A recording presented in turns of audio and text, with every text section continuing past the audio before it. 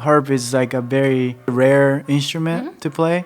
It definitely was a weird thing to do. When I was 7, I started asking for harp lessons, and she thought I was crazy because I hadn't seen anyone play the harp ever in my life. What I'm training my harpists to do is to not need me. Hopefully they don't need me after about 6 or 7 years. Damn, so it that takes their a long bodies time. Yeah, it does.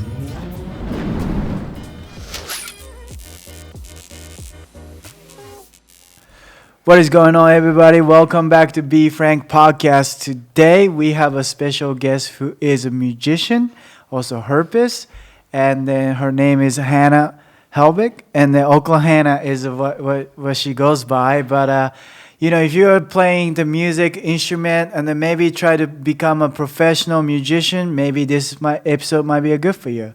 So welcome, guest Hannah, Oklahannah. Thank you. Thanks for having me. Thanks for coming. So, the first question I ask to every guest is like, if you have a website made today, what your biography will say? Oh my gosh.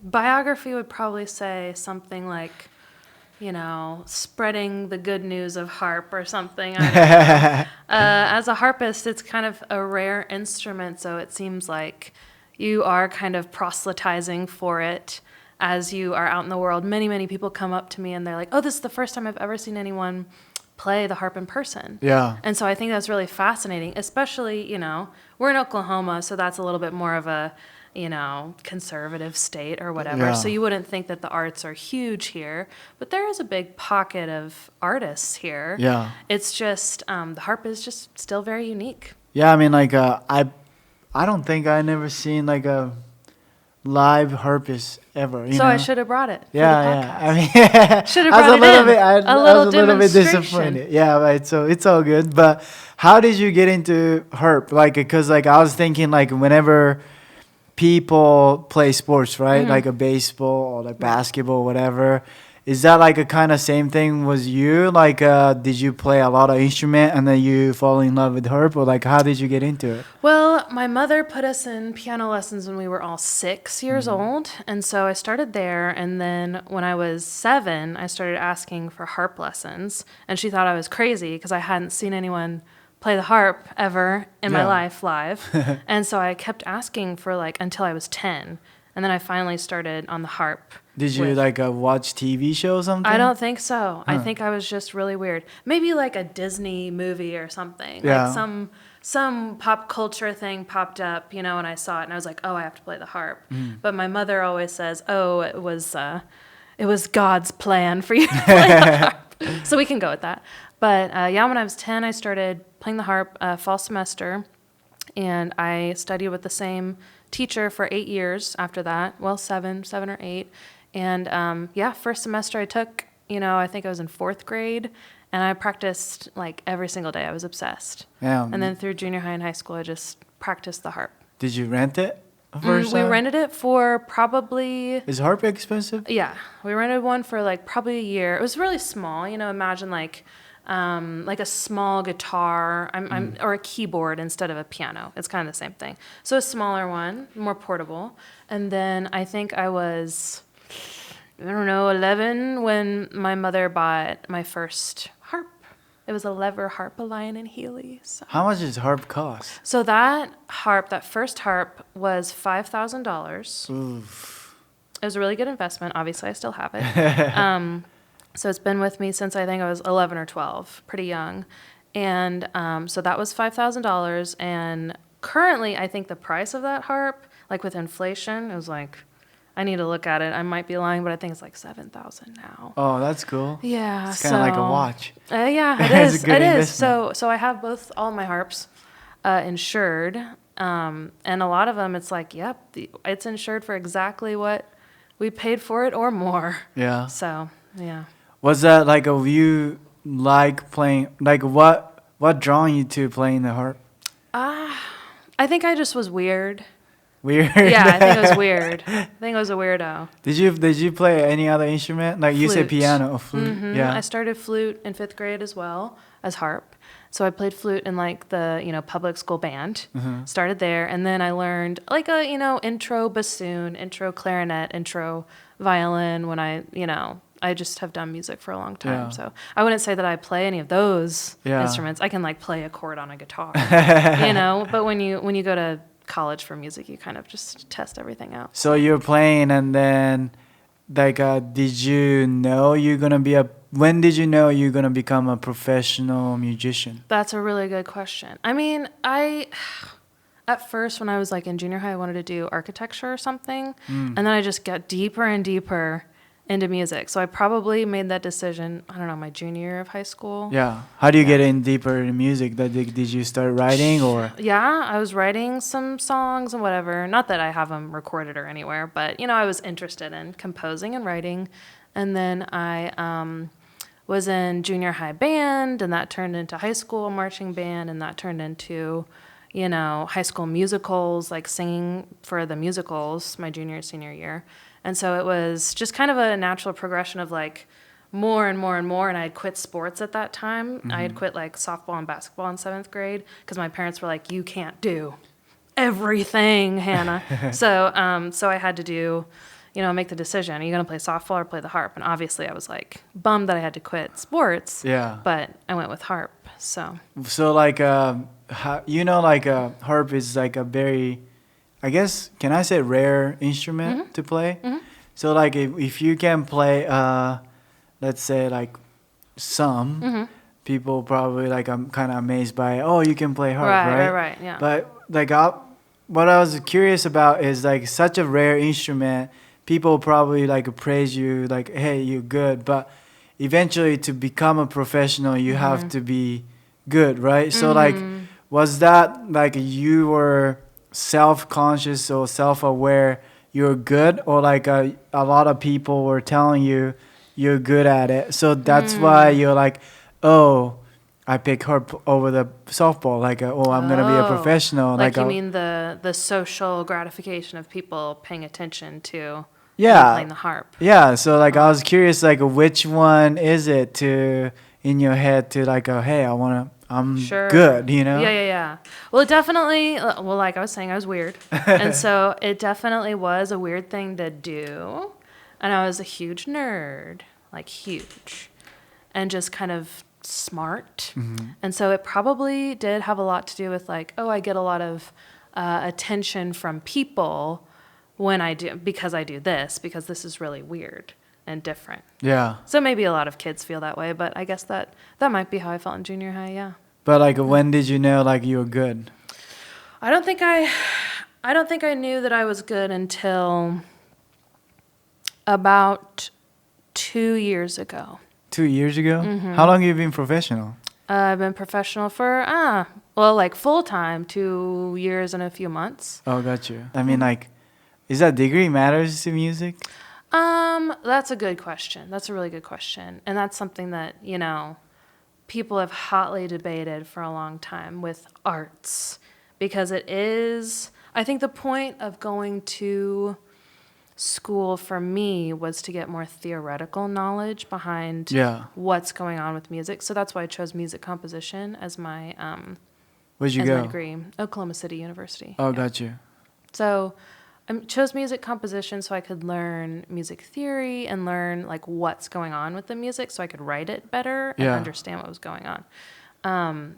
So I think for me it was good that I went, but I'm not gonna say that it would like I would be less skilled if I had just like gotten a really good mentor and just stuck with like a composition teacher, my harp teacher, and a mentor that like helped me learn music theory. It's like, just different. Yeah, the classical music side of things is that like, tell me I'm wrong, right? But so let's say like it's typical job, like they still care about college degrees, right? No. I mean, in my opinion, no. Okay. No one's asking me.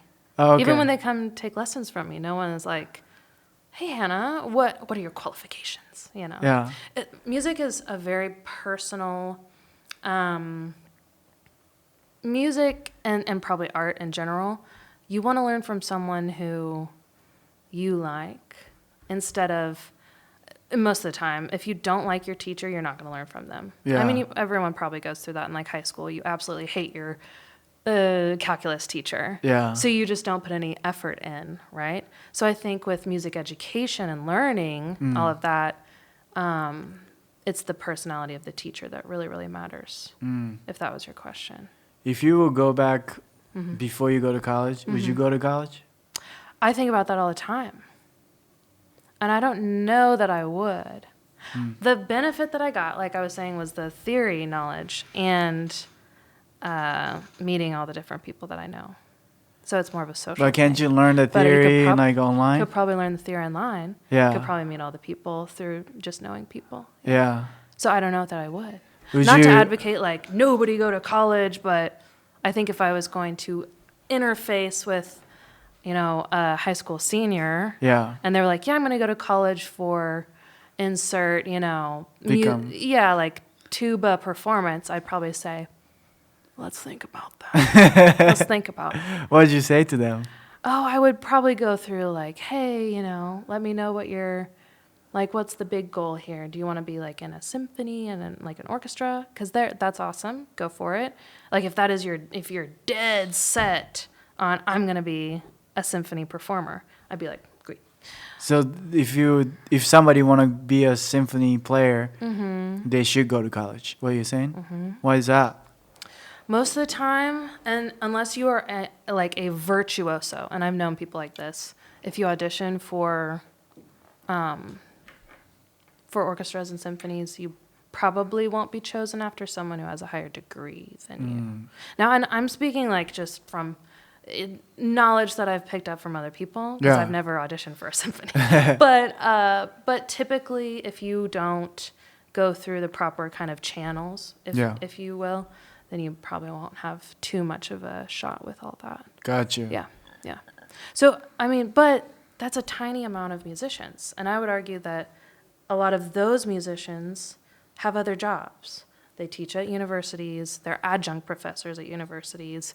They have, an even more outside of the scope of music job going on too. Yeah. And that's perfectly fine. That's just the nature of being a professional musician in the classical world right now. Right. And that's a big issue that I hear, a lot of chatter about online and see a lot of articles about is like, is it viable to be a classical musician right now?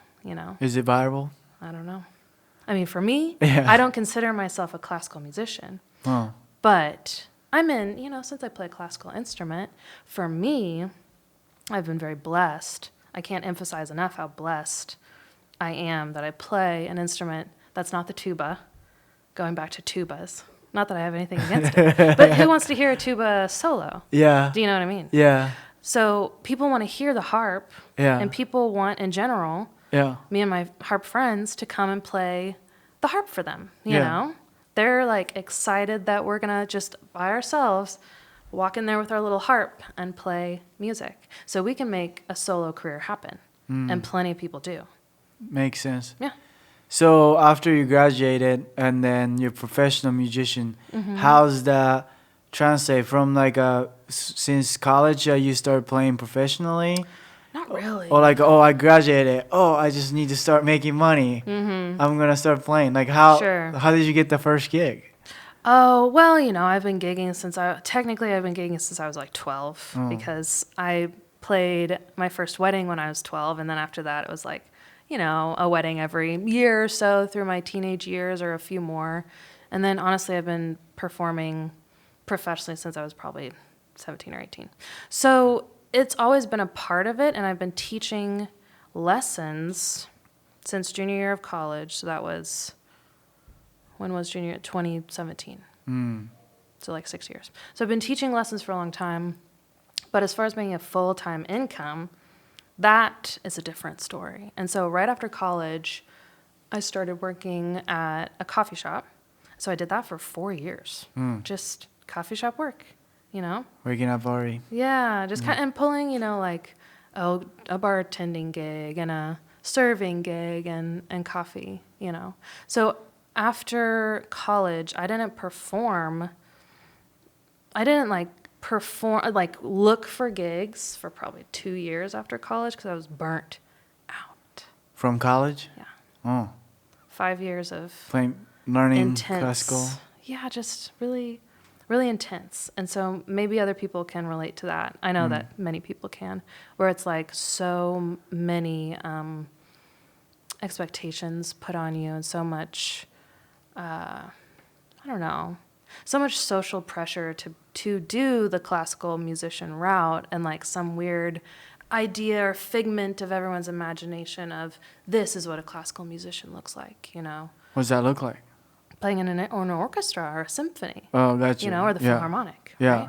And so everyone is like, you know, maybe whether it's explicitly stated or not, it's like if you're not getting, you know, orchestra gigs and doing all that, like that route, then it's not successful. Have you done that before? Yeah, smaller ones, not the Phil or anything. So smaller like then ones. like you didn't like it, obviously. I guess. Like, No. what did you not like about it? I don't like, gosh, it's hard to even put my finger on it. I don't like the rigidity, maybe, of play this piece exactly how every other harpist has ever played it. Oh, there's no originality. Right. Oh, Yeah. got you. Yeah, even down to expression, down to fingering, which means which finger touches which string to play. Yeah. So down to that, I mean, there are whole forums on like who has their notes for whatever insert piece. That's know? interesting. It's like a kind of same thing to go into college too, right? It's kind of like they teach you the way. Yeah. Is that your college professor teach you to play music the way they wanted you to? Yeah. Or that's like generally they it, yeah. give you more tools to be more creative?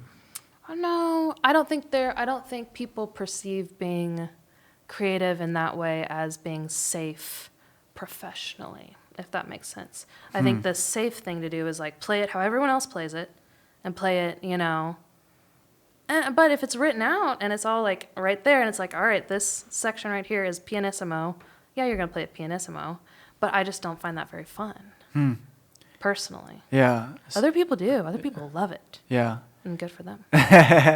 So that after you're playing, you got that kind of like a social pressure, and so you Yeah. took a day. You took not Probably the day, like like 2 years. So what were you doing?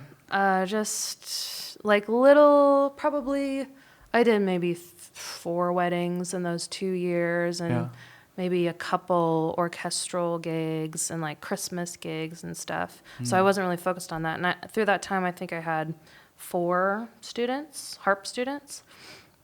And then at the end of 2019, I like randomly recorded a video of me playing and singing a Neil Young song that I love. And I put it on Instagram. Maybe I didn't even put it on Instagram like in 2019 when I recorded it. I like put it on Instagram like 5 months later. yeah, like I didn't even post it, but I recorded it. And so after that, you know, the reception of it, it's just Instagram, so who cares? But a lot of people really liked it and like commented like, oh, I really love this song. You sound great, whatever. And I was like, oh, it did not occur to me that I could sing and play and like that be what I do. Instead of classical harp, whatever all the other harpists are doing. Yeah. You know what I mean? Makes It like sense. didn't occur to me. So then I started learning more covers, which is really fun, and putting my own little spin on it. And of course, anything that you cover, like just acoustic harp and voice, is going to sound very different, but reminiscent. And so I just started like building a catalog of covers and started kind of marketing like, oh, I can sing and play all of these pop songs. That is awesome. It's fun. Yeah. It's like so I would consider that like a niche, right? Like it's harp, but it's not like harp how we thought it would be, 30 harp years cover ago. singer. Is that kind of like how you are professional right now to play a gig? Yeah, that's mostly what I do. So like, how's that? Teaching and playing. Like, how do you, I guess, separate, or how do you put together? How do you make a living? So currently, as far as schedule, I've squished all my students. So I have 23 students right now, or 24. I think it's 23 or 24. So I've squished them into Tuesday, Wednesday, and Thursday. And so I teach like a big block of students Tuesday and Wednesday, and then a few on Thursday. And so that means that I can open up Sundays, Saturdays, and Fridays for gigs and all of that. And on Mondays, I have a day off, but it's never really a day off, unfortunately. You probably understand that as an entrepreneur. So that's what I do. And then typically I have a couple like consistent things that I do, a couple things that are every week, a couple things that are twice a month. But other than that, it's like, hey, come play this corporate party. Hey, play this, obviously weddings, play, I don't know, this birthday party. So are you a manager of that yourself? Mm-hmm. Yeah. Like, are you just email out people or? Yeah. Like, how do you book the gig? So typically I get like a random email from someone and they're like, hey, on November 29th, my cousin's having a bat mitzvah or whatever. Like, this isn't real. But we need you to come and play for 2.5 hours or whatever. Yeah. So I'll say, awesome, very good. And then I'll send them just an invoice and a contract right there just to give them all the information so they can make their decision whether they want to book me or not. And then they either book or don't, and that's how it goes. How do you price yourself? So it's risen as I've gotten more and more requests. So the price I used, literally when I was a teenager, I think I charged like $80 to play a wedding. Like, that's kind of nothing. Moving the harp is a disaster. Yeah. I can't stress this enough. It's a disaster. Yeah. Imagine. Do you have a case or something? Yeah. Oh, okay. But and it's a probably dolly. still heavy. Yeah. Yes, it's a disaster. Yeah. Have you seen that Portlandia episode of Joanna Newsom? And have you seen Portlandia? No. Joanna Newsom is like an extremely famous harpist, and she was a guest on one of the episodes, and her harp, they're like 6 feet tall. And how heavy is it? 100 pounds. Oh, damn. So you have to have a dolly for it. Yeah. And one of the episodes was like she strapped this 100-pound harp. She didn't. Someone else did. They were like, yeah, it's secure. And they put it on top of like a sedan and like strapped it in. And it drove away, and it was just funny. That's not how you move a harp. You have to, put it on a dolly, move it around on wheels. And, obviously you bring your own amplification because many of these places don't have just a sound guy sitting around. Yeah. Your bench, your stand, your music, if you need a rug to put it outside, all these different things. So, a mic, of course, since I sing. So it's harder work than just kind of showing up with a guitar. If you know what I mean. Yeah. Not to put down guitarists. Yeah. Or tubists. Sorry. You hate it on tubists. I don't know. It's just it's sticking in my brain right now. Yeah. So you don't just like kind of get to arrive and just play. Yeah. You gotta have a line item, say moving fee. Yeah. Yeah, pretty much. Well, pretty much. And so me and my harp friends, we're all so psycho about we're gonna get there an hour before. Right. Like for weddings, hour before. Yeah. Hour and 15 minutes before. Yeah. Get everything situated, unload it out of the car, and it's just it's a production. So anyway, as far as pricing goes, that I always think, if you were like, oh, I want to hear you play the harp, and you came to my house and sat there in my living room, I'll play for you for hours for $0. Zero. The reason I charge is to move the harp. Do you know what I mean? So anyway, currently corporate gigs, I'm doing like $200 an hour. And I don't know how that stacks up against everyone else. I have no idea. Yeah. But I guess it doesn't matter because that's just what I want for that type of thing. And with that, it's like if it's local, I don't do a travel fee or like mileage or anything. But currently that's the corporate cost. So weddings, it's like base pay like $485. Yeah. Huh. So, yeah. That makes sense. But for what you're getting, and I keep thinking this, it's like, that's like a big span of time. Right. And it's like a specialty instrument. So it's just a luxury instrument, is all. I mean, it's an expensive instrument. It's rare. Right. It's hard to move. Yeah. I mean, you should charge a lot, Yeah. The one that I gig with, so the small one that I didn't buy it. My mother bought it. The $5,000 one, I actually don't gig with that one. That's like my studio harp. And so the one that I gig with is $18,500. $18,000? So moving that around, and that's not a hyper expensive harp. Like that, a lot of harps are like $30,000. Wow. Not a lot, but at the high end, we're talking like $30,000 to $50,000. So you're not just like lugging around your $300 guitar. Do you have like a bodyguard or like harp guard? No, that's oh my gosh, I thought of a pun. What was it? No, it'll come to me. But I was thinking of like T-shirt ideas for anyone who helps me move my harp. But a lot of people do. Like if thankfully I'm tall. I'm like 5'5". Yeah. And so I can like wrangle it. Yeah. You know. But some of my harp friends are shorter than me, and it's literally hard. I can imagine it's hard for them to move it. You know, like 5'1", 5'2". You know, the thing is 6 feet tall. I don't know. A lot of people have their husbands or boyfriends like as their lackey. Yeah. Yeah. That's funny. So, you know, like you do play on the corporate gig like that, and then like you teach, right? So, I mean, we're talking about people who might be inspired to go to like a music career and then pursue it. I mean, OCU is not cheap, right? Right, yeah. So, like, do you think that what's a ballpark of the musician makes in like a year? A musician, it varies widely. I'd say you have to, maybe it's like other, I think deep down, after all is said and done, all musicians have to become their own entrepreneur, Right. if they want to like have a career in music. Yeah. Because you have to kind of patch together, you know, I have this orchestra gig here, I have this, you know, my weekly studio here, I have this adjunct professorship at a university. And, you know, I'm just speaking from what I know from my friends and all that, because I split mine just performance and studio, and I'm not liable for anything else, really. So I think as far as income for musicians, I mean, if you're going to do it like full time, only music, I'd say to start out, you're probably going to make like 30 to 50K a year.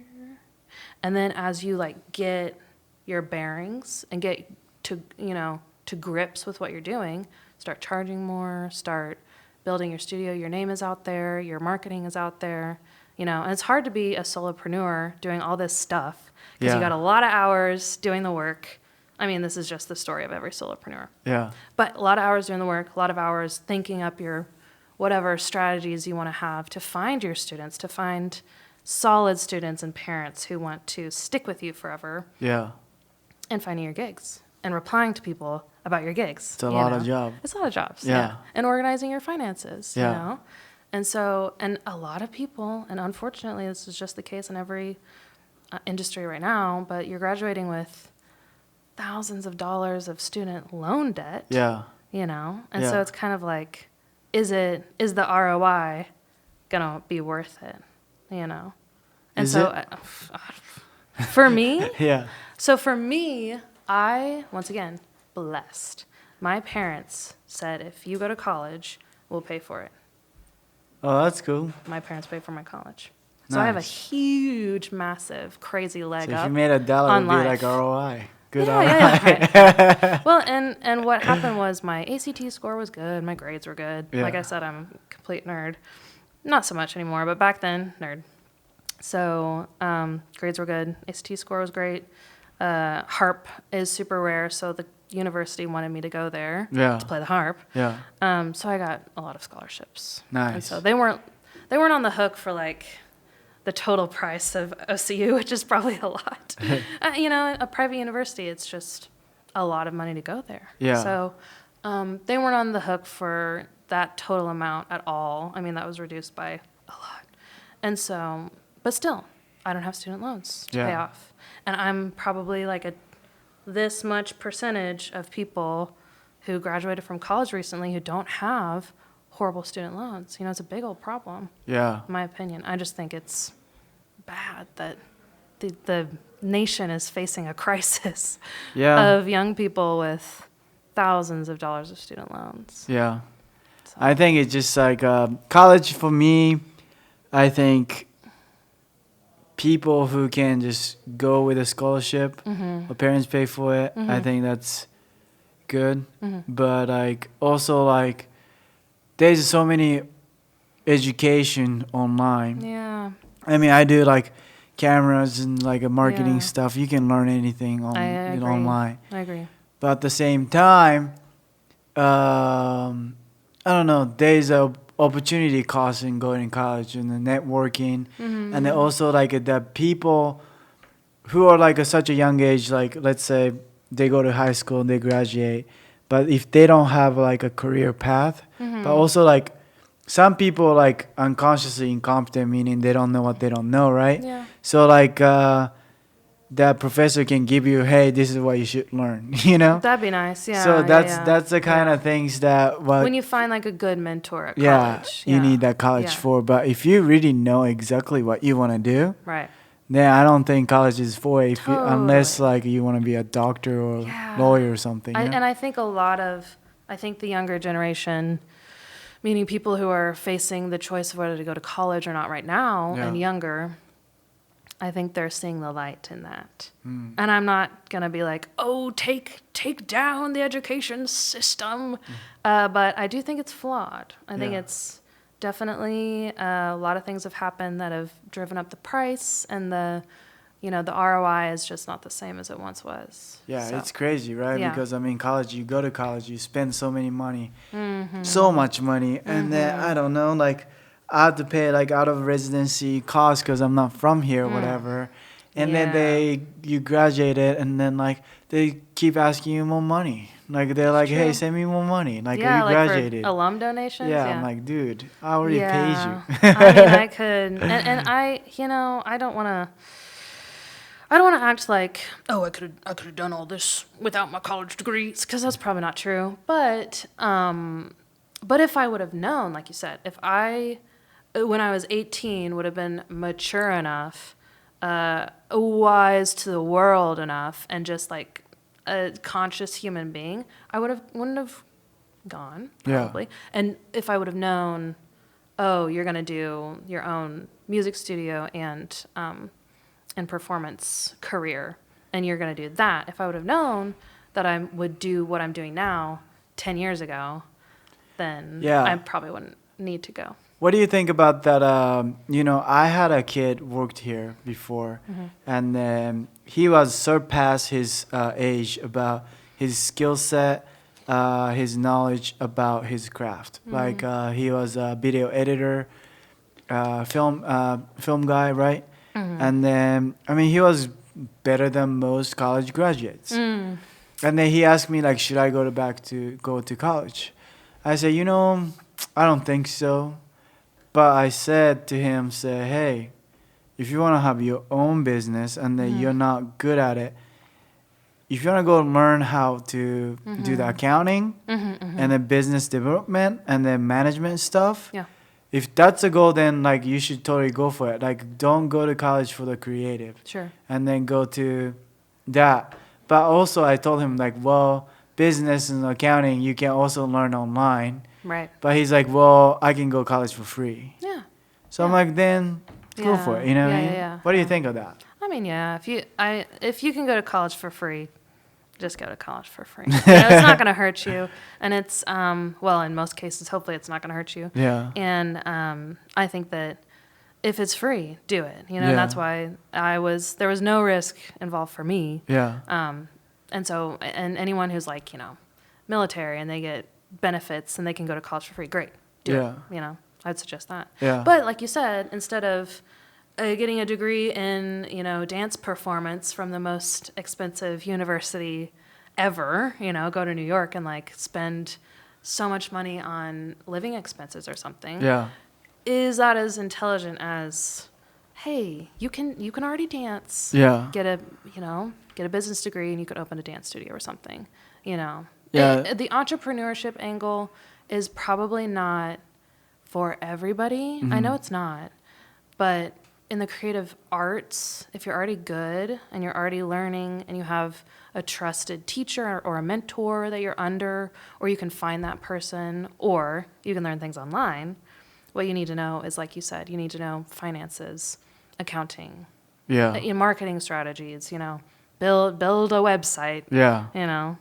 For sure. Those are hard. I mean, it's easy, but it's kind of hard. But It takes a lot of time. It takes a lot of effort, you know, and you kind of think, oh yeah, I'm just gonna like work on my website tonight, and I'm like 3 hours in, and I've moved one pixel to the right, and I'm like, you know, it's overwhelming if you're not naturally super good at any of those elements of business. Yeah, I mean, like I tell my clients, you know, on their website, like, oh, I can do it. Like, then do it, you know, then come back to me. Yeah, you know? right, yeah. And then I tell myself that all the time. It's like, yeah, I'm just going to fix that around on my website. Yeah, 3 weeks later, still on the to-do list, you know? For sure. But it just takes a lot of perseverance, probably, that I have to gear myself up for working on that type of stuff, you know? For sure. I mean, like you mentioned about like Oklahoma is not really creative classical music kind of the state, right? One wouldn't categorize Oklahoma as one of the best places to do that, to do this industry, right? So I was curious why you're still here, or like why is that like a benefit of being here? I'm also curious. Let's ask me. No, it's so being here. My family, part of it lives here, and the other part lives in Missouri. And so I don't intend to be here forever. Yeah. I think it's just been happenstantial that I've just stuck around. So like where is a good place to be a harpist? Well, it sucks, and I know that everyone has their own. When you're in your own business and you're doing your own business, you can think of, oh, this would be the ideal place. This would be the ideal place. And I'm not going to pretend like I know where that would be. But for me, with this niche instrument, with a niche skill, and with the internet, it's just, I could make this happen. I know if I picked up and moved right now, I could rebuild in a different city no matter where it was. Even if it was like a small town in, I don't know, Illinois or something. Yeah. I could probably like cultivate something there. Yeah. However, as far as being a harpist, you kind of need to be in a city to make everything work, because that's where venues are, that's where the people are, that's where the money is, that's where... Like New York or like LA? And I mean, if that's pretty saturated for musicians at the moment. It's really saturated. So, I mean, even a place like in Nashville, super saturated too. Like in Florida, all the Florida harpists I know are just making so much money working at a like super nice hotel, you know? Any Dallas, Houston, once you get in a market that you can price yourself up and up and up as you get more skilled and can offer more things, sky's the limit, you know? So any city really will work. Tulsa, St. Louis, Kansas City, you know? I wouldn't say it would be wise to do like a small town. Yeah. But are you kind of waiting to move to have your, I guess, skill set portfolio? Oh, I wouldn't say that. I think I'm waiting to move just to see like where life goes from here, you know, just personal life. But the plan is to eventually go to a bigger city, What do you think about like moving to city, regard to move to city, right? For me, I came from Japan. It's like, well, I'm gonna go to the United States, right? Like, I was an exchange student, so I didn't really have a saying where I'm gonna go. Okay. And then I went to Felt, Oklahoma, which is like a panhandle of Oklahoma. Felt? Yeah, it's like Boise City. Oh. Guyman. Yeah.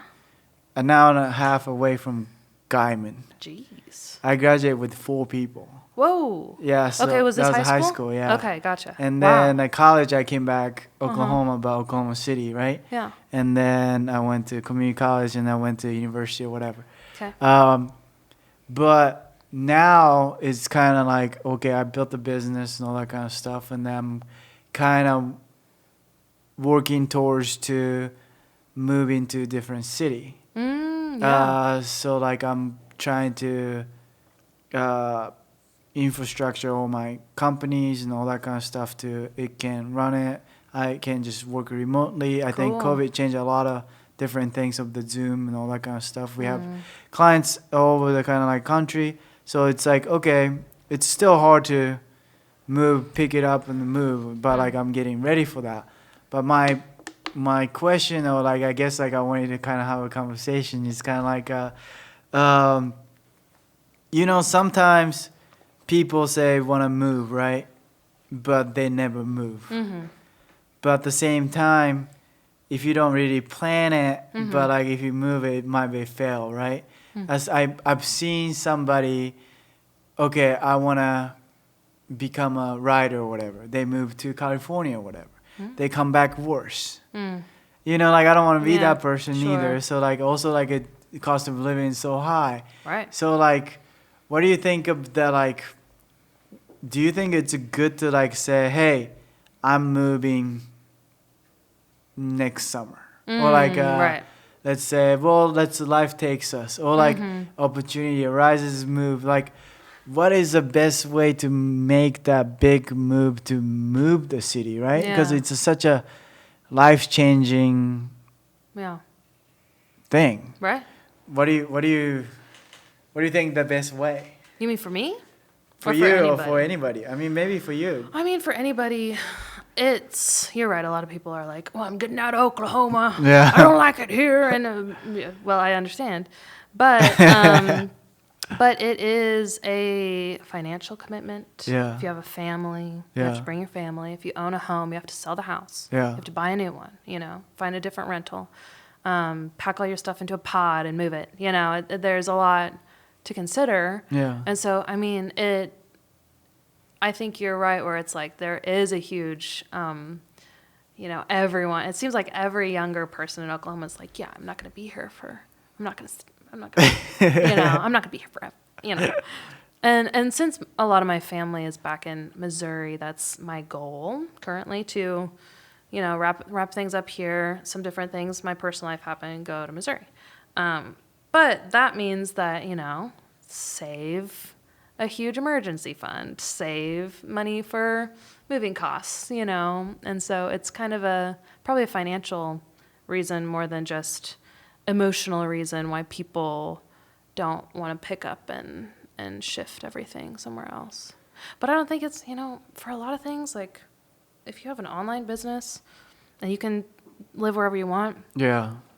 Live in a cheap place and make more money, you know, is what I would think is like, I wish that I had like a products-based business instead of service-based where I could just live wherever, travel, not deal with anything, or anybody, That's like some days when life is hard, I'm like, I should have just been a drop shipper or something. I mean, for sure. I mean, like you can still have online products, right? But I mean, like you can teach music online. Yeah, and I've thought about that for like so long. It's like, well, maybe I could do like an online teaching thing. And piano, that market's saturated, and I don't want to do online teaching with piano. Harp, I am so, just because of the nature of the harp is so technical, I'm very psycho with my students about I get up in their face and I touch them and I move their hands and I shift their technique around to where it looks and is correct for their muscles. And so my fear is that I would hurt somebody by trying to do a YouTube channel of oh, I can teach you how to play the harp, but not be physically there to shift their hands. Does that make sense? It's kind of like trying to teach, and I can figure out how to verbally explain this better, but it's a little bit different to have an actual personal trainer there to move your hip to where you're actually squatting correctly or whatever it is. Yeah. Or your arm, hey, you need to use this, not your back, right? Yeah. It's just different. I mean, you can think of it I don't know, tell me I'm wrong, but I did train a lot of... online? Yeah, Nice. I mean, for... no, I've trained martial arts and stuff. Cool. And how to punch and how to kick and all that kind of stuff. I do have a coach here. Yeah. Personally, they'll fix me and all that kind of stuff. Nice, but I do watch a lot of online class because there's certain things they say gets in my head. Having multiple teachers. Yeah, it's awesome. it's very, very helpful. So I was thinking about maybe you can teach some people, but also there's harp teacher everywhere, right? maybe around the world. Uh-huh. And then if you're teaching online somewhere, then they might just pick up one or two, and then it's not you don't have to teach everything online, right? That's a really good point. Yeah. And specifically, like, I don't know, there are a lot of adults who start learning the harp, which I think is really fun, and it's fun to teach enthusiastic adults about it. So you're right, like, even, you know, the market for the online music lessons wouldn't be like children, which are, you know, harder to wrangle on like online stuff, or like harder for them to focus in and like be really specific. But they're adults who really want to do it right. So how long does it take to learn harps? It depends on if it's a child, they can be pretty awesome in like 4 years. 4 years? Mm-hmm. Yeah. It takes, how long does it take to, I saw you playing Can't Fall in Love. Mm-hmm. If I just start, say, hey, I want to play that song, how long does it take? Not as good as you are, but like it's like can play. I think I get what you mean. So it's so for that, I would say like if you're a child, or you know you start when you're 10. My 14-year-old harp student could do that. So she's been playing for 4 years, so she could do that. It takes 4 years to play one song. Well, you play more songs than that. It's a you know. So like So whenever let's say I'm gonna start taking a class. But you mean you just want to play one song? Yeah. Ever? Yeah. I mean, well, it won't be super interesting for you to just start with that. We would start with a lot of other different things, but if you were really focused on it, you could get that in like, if you were focused on one song, we could say 9 months to a year. Damn. Because you need technique to make things. This is my opinion. So if people disagree, that's fine. But people meaning other harpists. But I am very focused on teaching people the correct way to do it. Yeah. So I wouldn't just throw you into, do this, and then force you to like struggle for a couple weeks and be like, that's good enough, you know? Yeah. I would teach you like, we sit like this, you know, our elbows are up, you know, because it's very difficult to play. The instrument is, and it's difficult to do it right, and you have to basically use all of your brain when you're doing it. So I mean, it would take a while. Maybe, hopefully, I don't know if I have a harpist audience. I mean, you have an audience. I would like to hear like if they agree or not agree. Yeah. But. You know, like I took a piano lesson like whenever I was, I think, elementary school and then like a part of middle school. Mm-hmm. I think I took about 4 years. Mm-hmm. And what I wanted to say was like, I didn't like it at all. You didn't like the reason is now I wish I kept playing. Yeah. Because I think, you know, I have nothing against my piano teacher. He was a super cool dude, nice guy whatsoever. But I hated playing the practice and all that kind of thing. I think the reason was the songs I was playing was the things I didn't know. It was some sort of like a textbook or like a classical or whatever. Not even like a classical, like a famous song. Mm-hmm.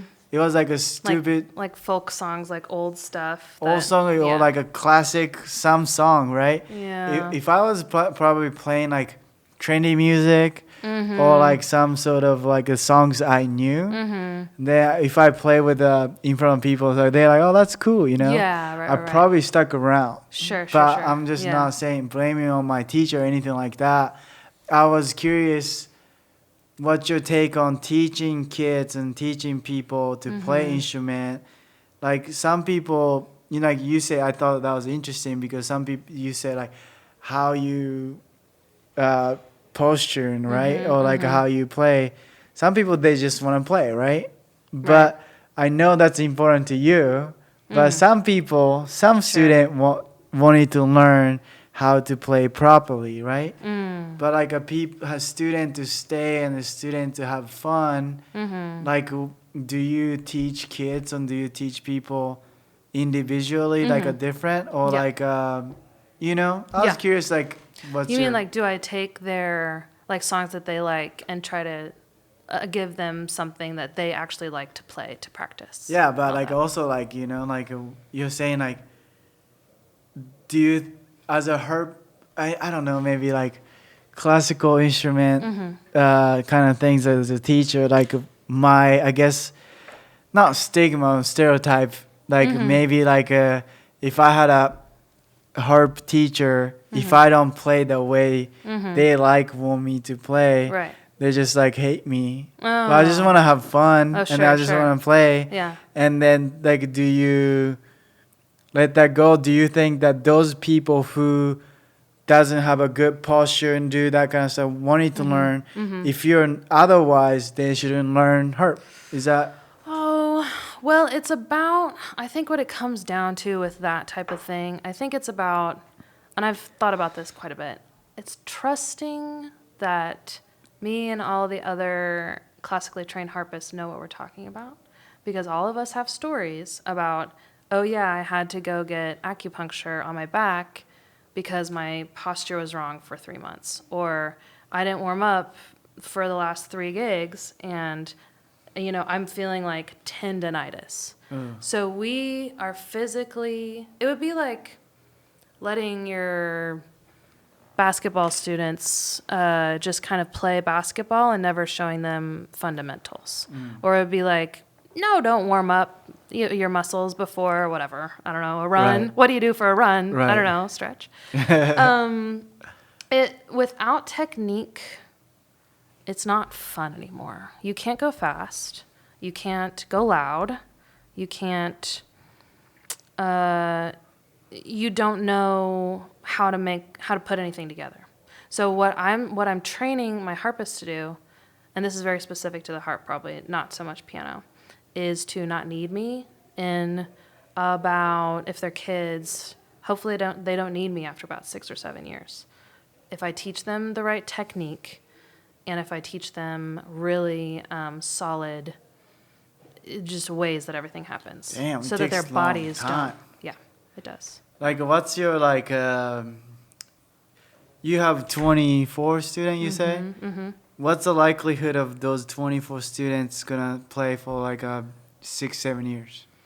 Oh, I have 2 students who have been with me for 4 years, and then I have several more that have been with me for 3 years. A lot of them have been playing for 2 years or less, but that's probably because I started focusing in like full time just 2 years and a couple months ago, and gaining a lot more students.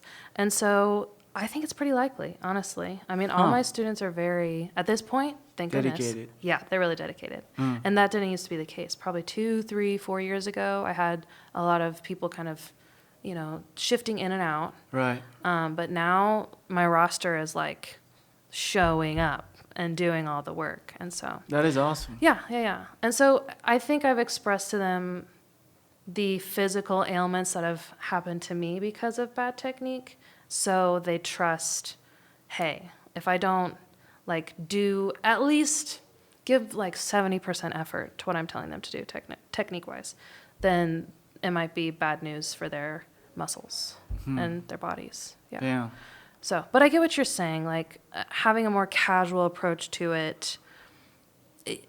I want to have that option available for people. And honestly, if you're an adult and I tell you, you know, over and over how I think your technique should be, I'm not going to rag you after like 2 years. I'm going to be like, okay, yeah, you know, like, you're not going to change, and that's okay. Yeah. But there's also an element of like something will click at some point.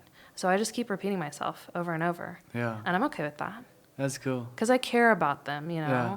They're like family now. Yeah. For sure. So that's why I'm like, technique. Is that a lesson like once a week? Oh, okay. That makes sense. Yeah. 30 minutes. Huh. For most of them, yeah. Interesting. Yeah. I would like to come to like a play like a first little harp stuff. harp, like yeah. just like maybe like try. I don't know. I can play guitar. Oh, nice. I can play little piano, but I never touched the harp. I guess. Well, Yeah. I was like, how I don't even know. Maybe Yeah. I can play Yeah. 10 No. seconds. Yeah, 10 seconds. No, it's definitely gratifying. And harp is one of those instruments where it's not going to sound bad. Like, no matter what you do, it generally doesn't really sound bad. Like, even if you don't have a super strong technique, whatever you're playing is like kind of nice, fairy, angelic music. So there's like a low threshold of, violin squeaky. Yeah. Flute is actually pretty hard to play Yeah. sometimes. Clarinet can be squeaky,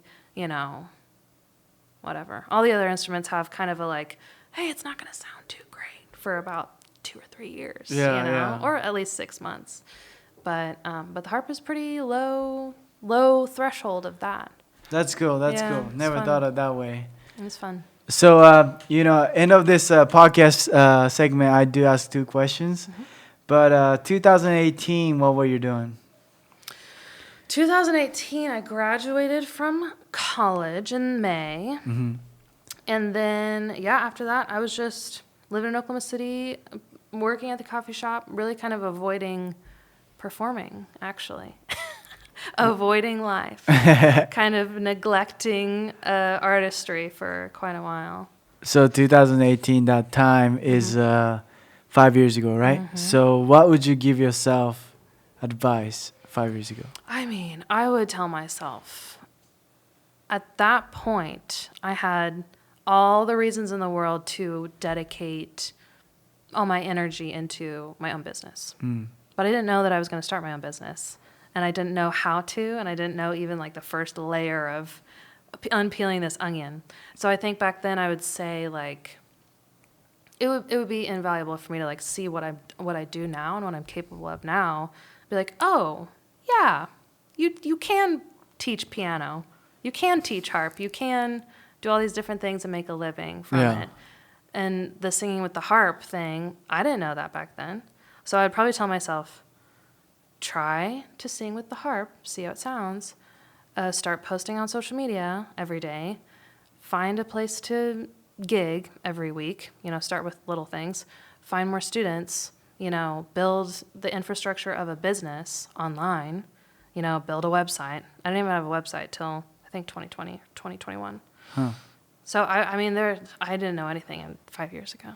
We were not doing anything 5 years ago. So I'd tell myself quite a bit 5 years ago. Well, congratulations Well, thank how you. far you come, and then also like that's kind of cool, right? It's kind of like a YouTube video of like 6 steps to how to become a successful music career. I mean, I had zero. There was nothing going on. We were at 0%. Yeah. So now knowing that, within 2 years I've been able to, because I'm very, very blessed, like I keep saying, I've been able to build something that works for me. It's a huge, I don't know, I feel proud of it, and I feel just blessed, just really blessed. That's the most important thing, right? Yeah. It's just like you have to love what you do and then have fun with it, Yeah. How do you see yourself in 5 years? Well, it's like I was saying, I would love to start a products-based wing of the business, because currently it's all services. And so I would love to do products of some kind, and I've been toying with the idea of like doing a harp method book, which piano has approximately 1 million ways to learn the piano, books, right? Like a curriculum. So I'd love to build beginning harp curriculum for children and adults, maybe kind of split that up into different, sections. And I would love to obviously keep being an entrepreneur, keep gigging, keep teaching, but just kind of make it bigger and better as it goes on. You think you'll be still here? I don't know. I don't plan on it, but as we talked about, everyone's like, yeah, I'm moving. And then like 3 years go by and they're like, well, yeah, I'm gonna. Yeah, and then like But I don't plan either on it, you yeah. move or you don't, but I mean like your student probably want you to stay, right? Yeah, and that's another thing that I think about, and it's so fun to plan the future with my students because they're family, and they're very, they're just very supportive. Like every single one of them that like has stuck with me for a year or over is like, just family, I guess, is the only way I can say that. Mm. And so it would be a big heartbreak in a way to move away from them. But yeah, I hope they're not watching this. They'll be like, Hannah, do not move. I can't show them this episode. I mean, hopefully, if they're watching, comment and let me know. But Nice. is there anything else that you wanted to talk about? We didn't cover? I think we did it. Awesome. We did it, yeah. So how can people find you, support you?